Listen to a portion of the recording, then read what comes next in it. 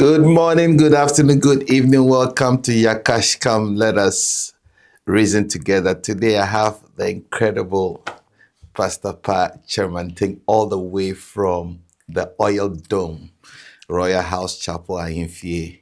And welcome, Pastor Paa. Thank you, sir. Thank you. you. Before we start, you are visiting, and you're a music person. What do you think about our service, particularly music? Yes, amazing.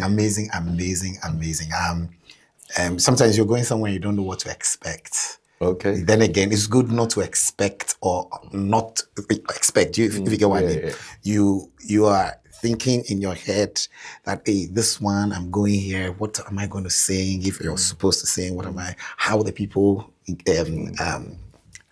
appreciate what I'm coming to do. And then you enter and you're like, oh, this is just like home, you know. It's just like what we do back where we are. Okay. The feeling is amazing. The people are receptive, not only to the person singing, but to the anointing and the songs that are being sung. And it's really been an amazing experience. I love it. Wow. We thank God. Let's come back to you. Yes. So how did Pastor Paa's journey with God start? I was born into, I'm a preacher's kid. Okay. You know, I'm a preacher's kid. So my dad, my mom were all in the church. So you had no option? Before I was born. And so, yes, once I was born, I was into it. And whilst I was growing up, I had no choice also. My mom was in the choir. My dad was a praise and worship leader. Apart from the preaching and all of that, he was leading praise. My big brother was singing. He plays the guitar. He plays the keyboards. He plays the drums. And I was also making noise with spoons and stuff in the house. So I eventually learned how to play the drums. So I began as a church drummer. I was playing drums. And then I have a funny story how I started singing. Funny story.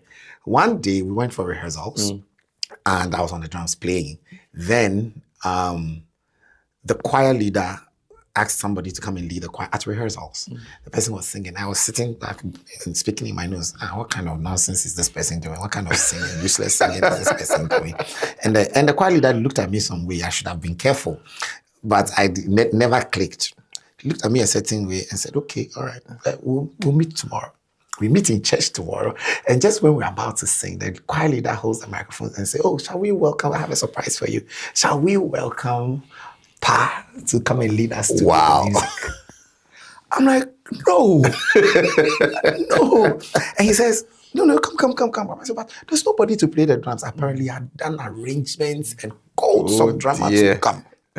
So the drummer comes to play the thing and we sing the song. I remember very well the song is the Reverend Yossin song, Jesus, Jesus, a body in a Jesus.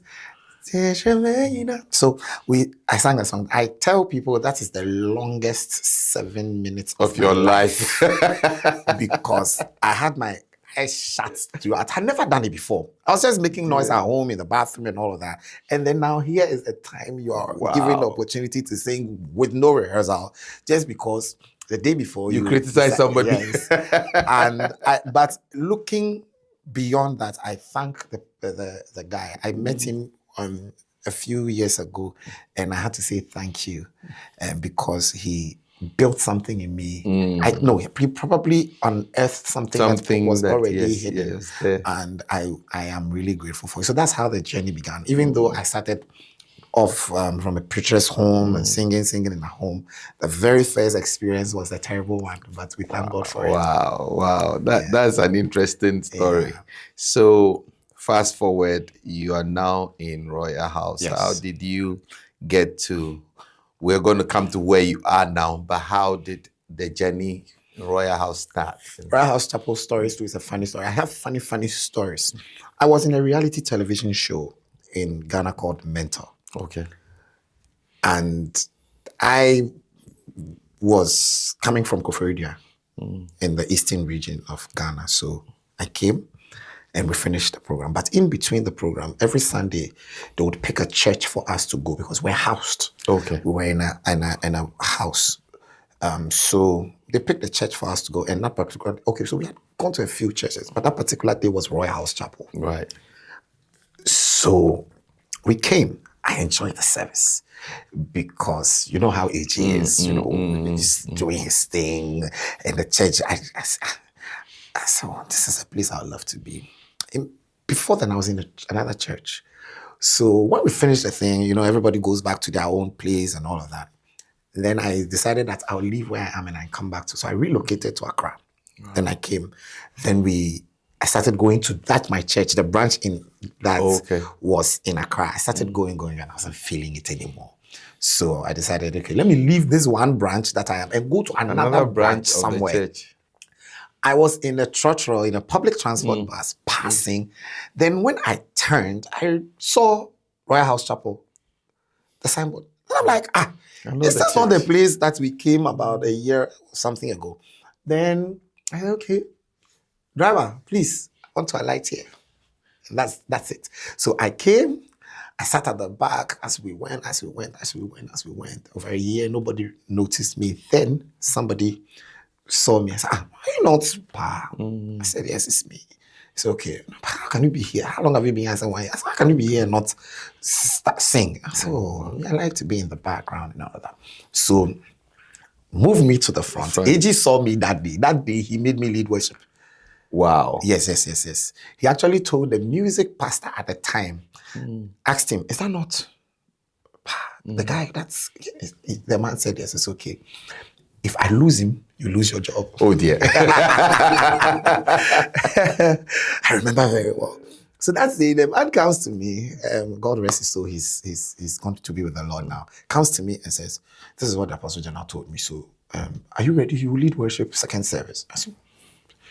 I was born ready. So I led worship, and it has been, from that day, I've never looked back.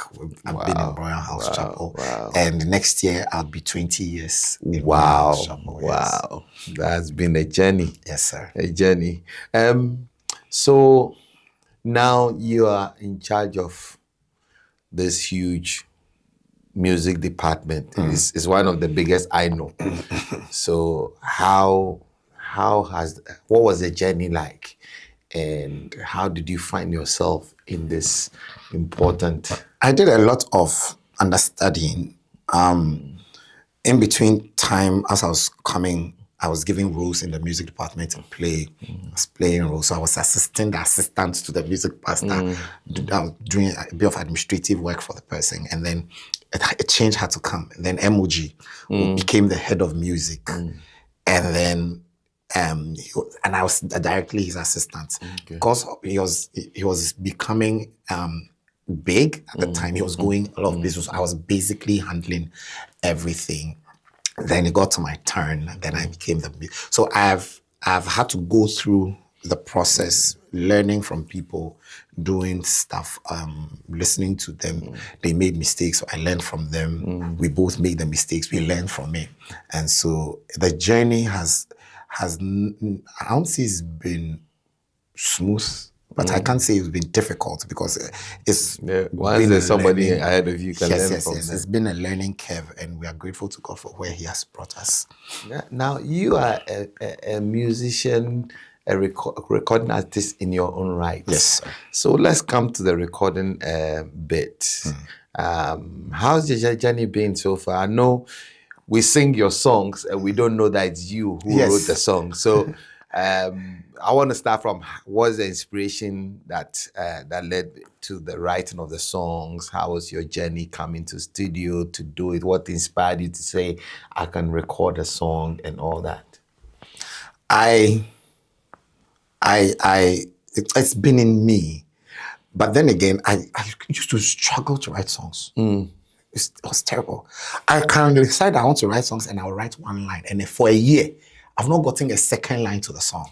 And it was difficult. Then Apostle General catches me one day in church, calls me and says, you will write songs.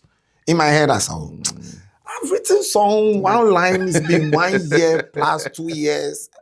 And all that, and you will write songs, you become well known, you travel across the nations of the world. People will sing your songs like you're singing, and they won't even know that it's you who wrote the songs. And I'm like, okay, let's take this serious now. Then I decide, okay, let me take it into prayer. So I started praying. I said, God, grant me a song. And because he was the one who engineered that, so to speak, anytime I got a song, and then I recorded it and I sent it to him. Every time I get a song, every song I have released, EG is the first to listen to it. Wow. Once it's from the studio or we've done the recording and everything, he's the first person to listen to it. And you'll be amazed. Even though we can't say he's a musician, you'll be amazed the kind of things, inputs he makes in my music. Yeah. So every music that I've put out there, AJ is the first to listen to it. He'll give you your comments, he'll give you his blessing and all of that. So I recorded a song. AJ listened to it. He didn't say anything. Wow. It broke me. Wow. It broke me. Because if he didn't say anything and you want a father's blessing, then it means that you can't go. You can't go ahead. Because so he didn't say anything about it. That's okay. Then I wrote another one. Almighty God, unchangeable, we lift your name high above all. For you are holy, worthy, righteous, faithful. We lift your name high above. And I sent it to him. Then now he commented, this is it. Let it go. When do you want to release it? I spoke about it. I said, let it go. And of course, you know how AJ is. He'll make noise about it for you. He'll publicize the song for you. And the song became a hit in its own right. And then we released it. And after that, every other song I have had to release, he's listened to it. He's giving his judgment on it. He's giving his approval. He's giving his blessing to it.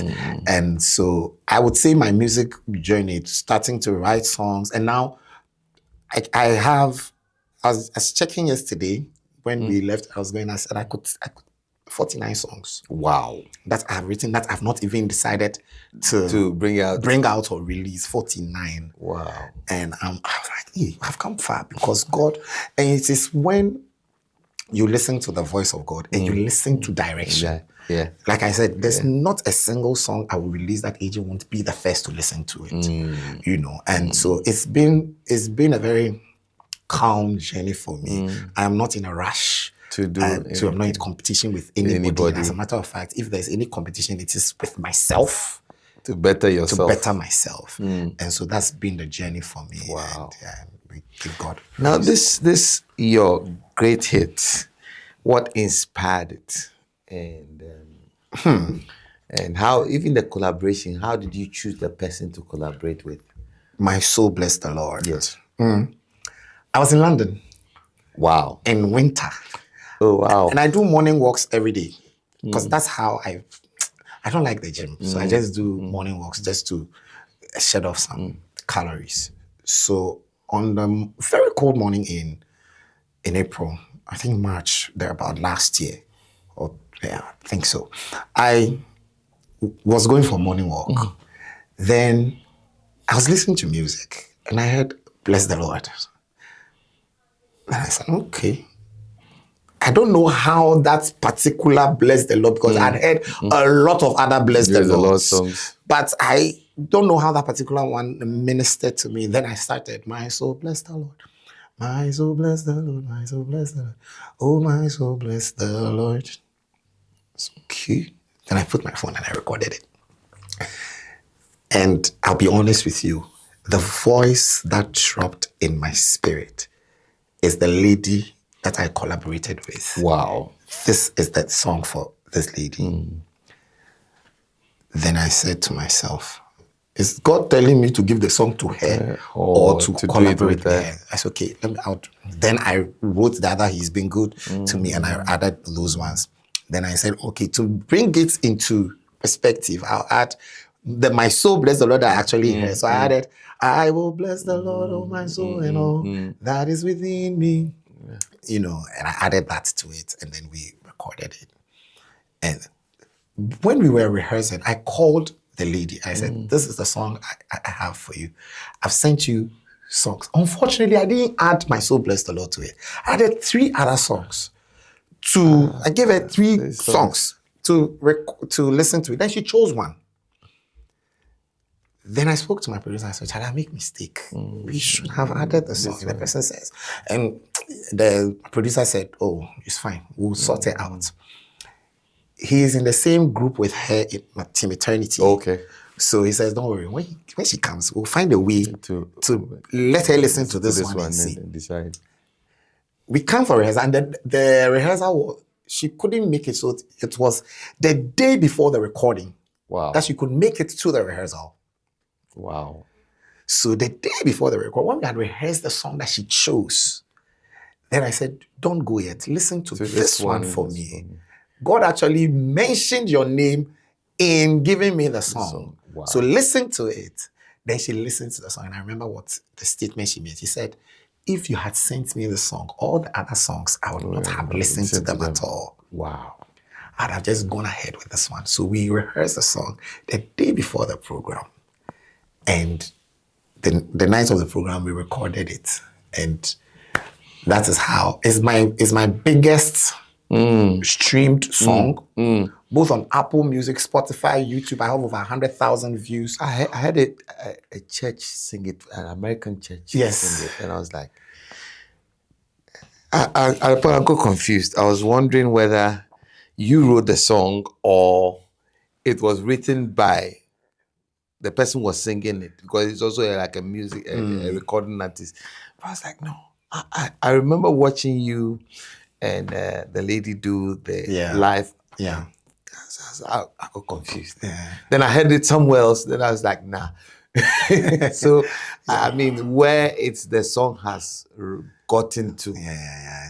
It's a song for them. How do you feel when big artists are singing your song? What's the experience like? The experience is happy. The truth of the matter is that I've been in the music industry for a very long time, even though I've been in the background. I like to be in the background. Emojis Be Lifted, I was part of making that story, the song. He didn't even want to put out that song. Wow. Yeah. In fact, when we were recording, we finished the program. Apostle General held a microphone and said, "Shall we share the grace? We, in the name of God, whatever, we share the grace." Then I went to Apostle General and said, "Daddy, there's one more song that we need to record." So he says in the microphone, "I have closed you, I have blessed you, but they say there's one more song to record. So if you want, you can stay and for the recording, or if you like, you can go. I've already prayed for you." So everybody went, and there were a few people in the auditorium. He said, "Oh, let's forget about it." I said, "No, let's record." So we recorded it. Wow. Then, because we didn't have the people in there, he said, he can't push it out. I said, "No, I'll edit it. It will come out." So I called one of my editor friends. We sat down midnight. To tell you how uninterested Emoji was in the song, when we started recording, we all went into the editing suite. We started recording. Then he said, "Oh, I'm coming right now." Emoji vanished. He didn't come again. He left you guys in there. Sleep at home. "I'm coming right now." The man is gone. I called him, switched off. He called me the next day and said, "Charlie, me." I was tired. I didn't know what you were doing. The concert you were doing. We recorded, we did the editing. Then I said, "I'll choose the date we'll release the song if you like it or you don't like." Then to get confirmation, other people also listened to the song. And I'm like, "Abba, it's a great song." He said, "Oh, but the place is empty." I said, "No, it's a recording we did. I'll pick snippets of the crowd reactions. And put it there. So if you watch the video carefully, there are slow motions. I did a lot of slow motions in there because it wasn't syncing, Then we did, and all I'm saying is I've been in the industry for a while. And so I am happy to sing other people's songs. And I'll be happy also to have people sing my songs, because truth of the matter is that if I make a song and I'm not able to get other people to sing the song didn't fly. If I'm the only one who is singing my song every time I got the opportunity, then it didn't go well. Wow. It didn't go well. Wow. So it's an exciting place to have other people enjoy your song, minister your song to people. And so you are there even though you are not there in the physical. And God is just doing his thing. It's a great thing. Wow. Yeah. Wow. So you've been, I wanted to move on, but this question is dropped that you've been with someone like Emoji. You've Yes. seen his rise. Yes. And one thing, I mean, I haven't watched you from afar, both of you. I see this It's my brotherly thing, and there's no competition. There's no. He's happy to push your song, and you're happy to be. How has that worked? It's sometimes you have to. Okay, first of all, the credit goes to the Apostle General. Where we are and what we do, he's giving everybody the space to feel free and do what you want to do. So this one has his ministry. This one has his ministry. This one has his ministry. So you can do anything you want. From since Emoji started this music thing, I've been with him till today. I've never left him and I will never leave him. We have been together all this while. He's my brother. At a point in church, they were calling us twins because when I buy clothes, I buy the same thing for him to wear. So we're wearing the same socks, the same shirts. Wow. We're twinning, you know. We've gone too far. We're mature. So there's not been, we will have definitely as human beings have our arguments and have our ups and downs. But the brotherly love, the unity, the synergy remains.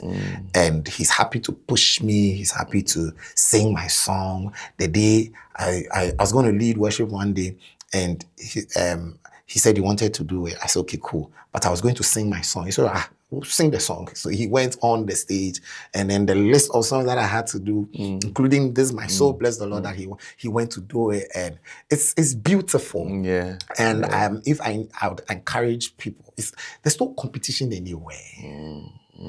God has blessed him with a ministry. It's growing, it's thriving.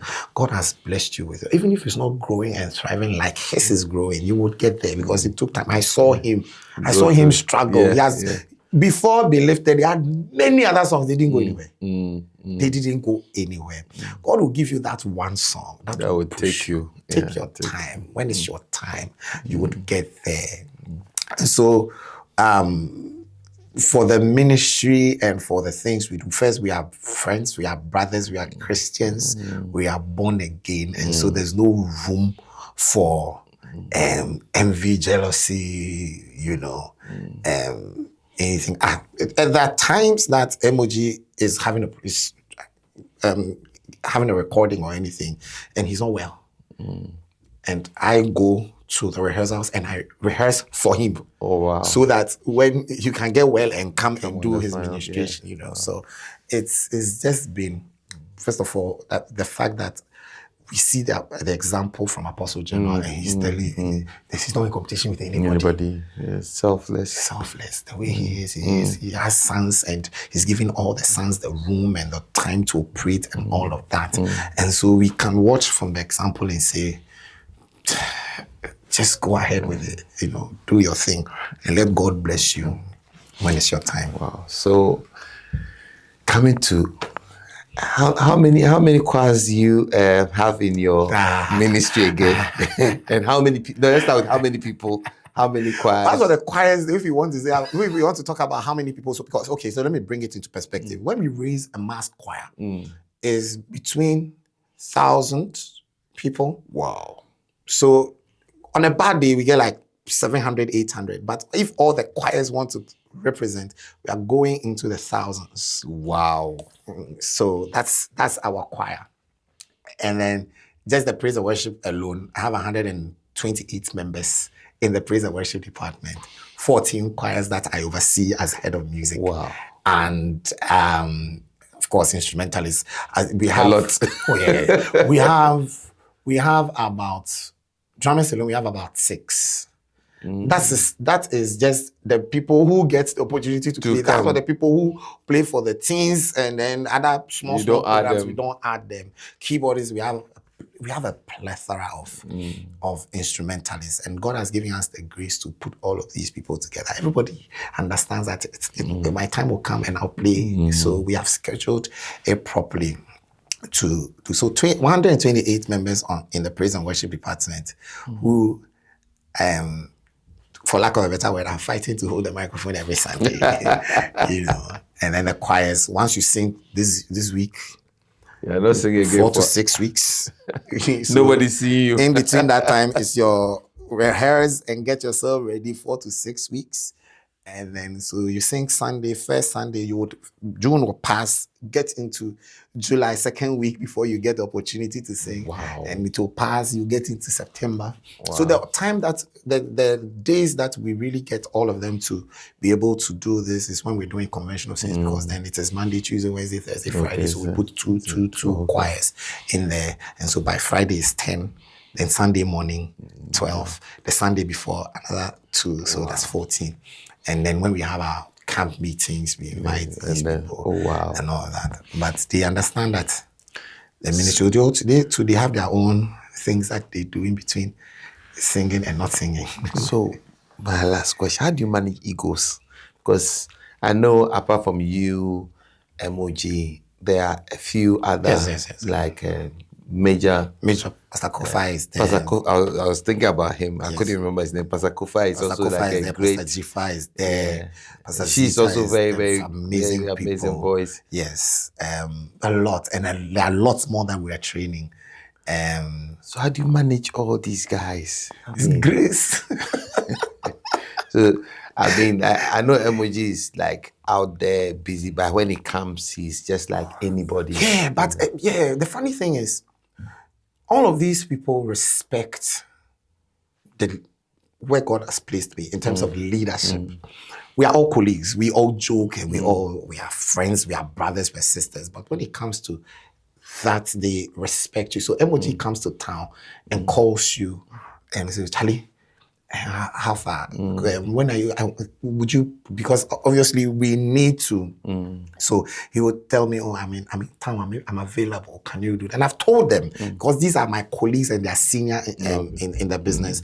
Anytime you feel like doing anything, worship, praise, or anything, just let me know, and then I'll just let the younger ones say, "You know what? I'll push you to next week. Let him let this one do it this week," and it's working for us. Is really working. Obviously, they are also very, very busy doing their own thing. You know, once they come and call me and say, "You know what, I want to do this week," I give you the opportunity. You do it. The egos would. The truth of the matter, Bishop. The truth of the matter is that these my colleagues are not the people who are egoistic. It's always the ones who don't know. It's always the ones there, the small ones who think that they are up and coming, and then they are calling you. Hey, you don't want to give me the opportunity. You don't want God. The day God will raise me, you will see, and all of that. Will I see? And my people, I mean, because they get the opportunity, even if not in church, outside. So they're not really rushing for the mic. It's the small ones. The small ones. People can get angry to the extent that just backing, the person is angry that you didn't give me soprano mic.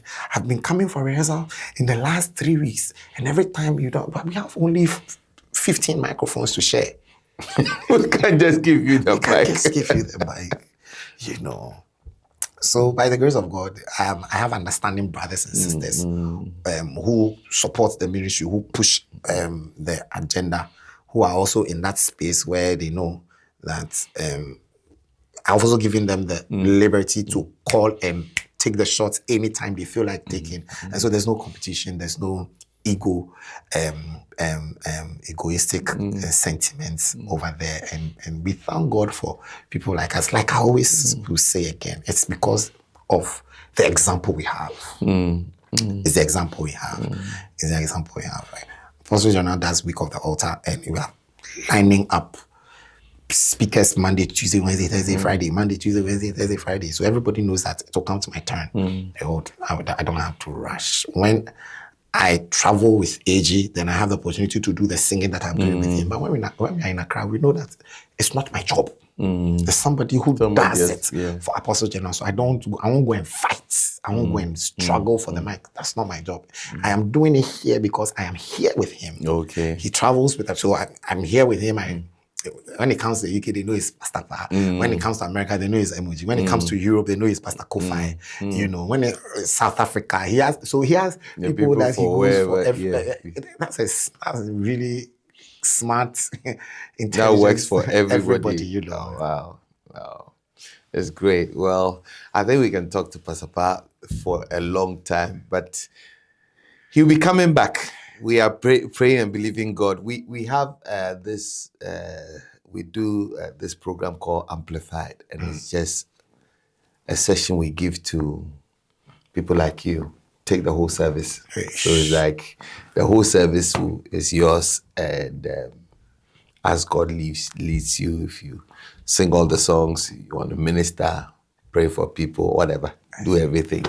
So we are hoping that we'll get you one of these amplified days. Hey, I can't wait. So, because We'll loud it. you just tore off the roof when you came, and everybody's asking, "Oh, can we get Pastor Paa to come? Can we get Pastor Paa?" So I said, "Well, definitely, we see what the Lord will do." Yes, so sir. thank you so much Thank for you, this thank you. time. Thank you for Thank you, sir. honoring our invitation to Thank you, come sir. on Yacach, and we'll definitely be catching up Yes, sir. with you. Thank you. And your song has blessed us, and I'm going to leave a link of the song on this so that people can go and stream it and put it on your playlist. Until I come your way again, this has been your host, Pastor Chris. Shalom, peace, God bless. I'll see you next week.